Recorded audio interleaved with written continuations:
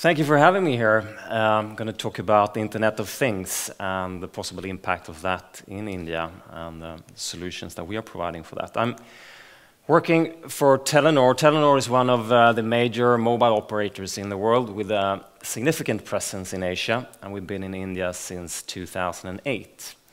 I'm CEO of Telenor Connection, and we're providing IoT solutions to global companies in many industries, the car industry, the truck industry, utilities, both to Swedish companies in India as well as Indian companies exporting out of India. And the reason for that is because there are many Swedish multinational companies that has been very early out in terms of adoption of IoT.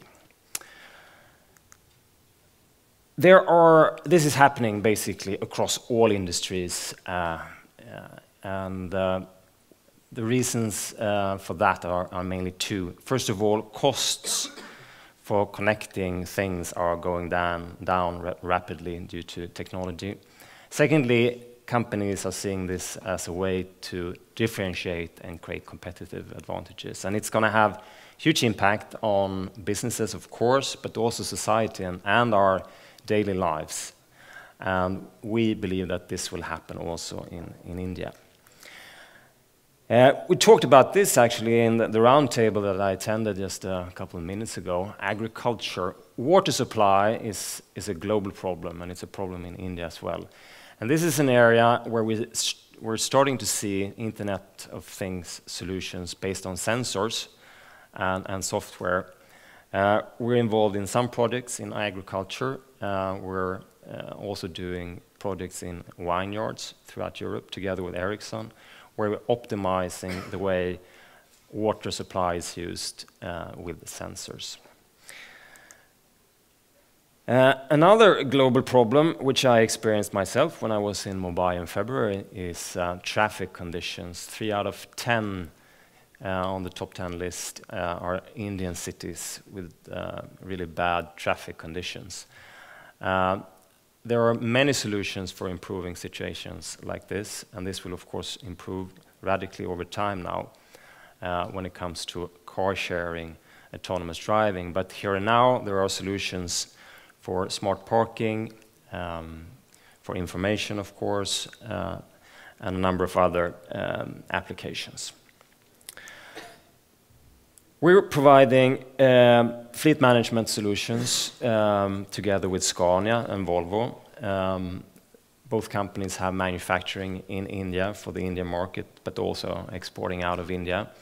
Both Volvo and Scania, they have basically stopped selling trucks.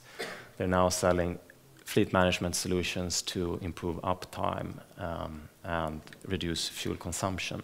So this is maybe one of the first and best examples of how IT can be used in a very big industry throughout the world. We also talked about healthcare and remote diagnostics in the roundtable. This is an area where at least we thought as a company, if you go 5 years back, that will be huge potential and major breakthroughs. That has really not happened yet. There are good examples of remote diagnostics. This is one. It's a company called Telcare who is providing a solution for diabetes, measuring glucose levels and sending that information to doctors.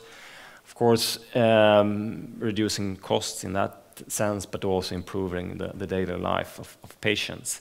But this is probably the area where the impact on society with aging populations, also in Asia, will be very important. But there is much more to be done in this area to really make it happen.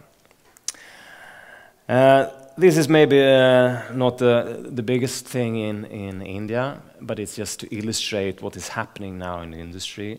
This is electronic locks connected to your home security. It's a Swedish company, very sure, providing this.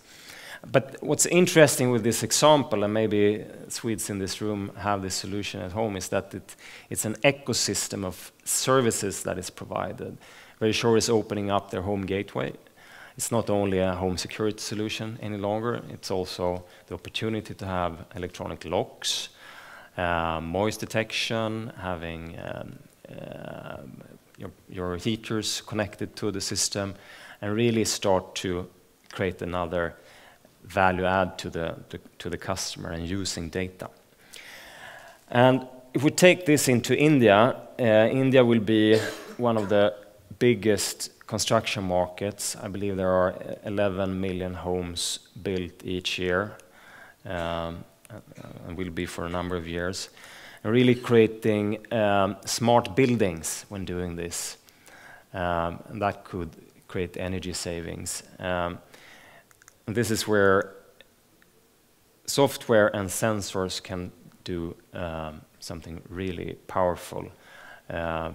Predicting based on number of people in rooms, depending on weather data and so on, where both energy savings and other savings can really make an impact. And our experience, having worked with Internet of Things for many years, is this really starts in a very basic way. It starts with getting access to data in terms of alerts. That was at least the way Volvo started this. The next step is starting to use that data and creating some value, visualizing it in an application, or adding value to control your remote heater in your car. And then eventually, and that's probably where the car industry is going to fundamentally change, that's when you change the business model, or you start with autonomous driving through a completely different technology. But IoT is going through this path in each and every industry at the moment. We did a survey in Sweden and now recently in Germany, just to illustrate how important this is for businesses today. This is industrial manufacturing in Sweden, asking a number of questions. Swedish companies are investing heavily in this. 77% are already or will introduce Internet of Things in their product portfolios.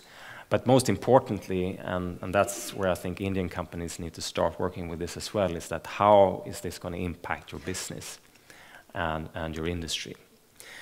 And I know we are a bit biased, but this is clearly our view of how this will develop over time. Thank you very much. Thank you.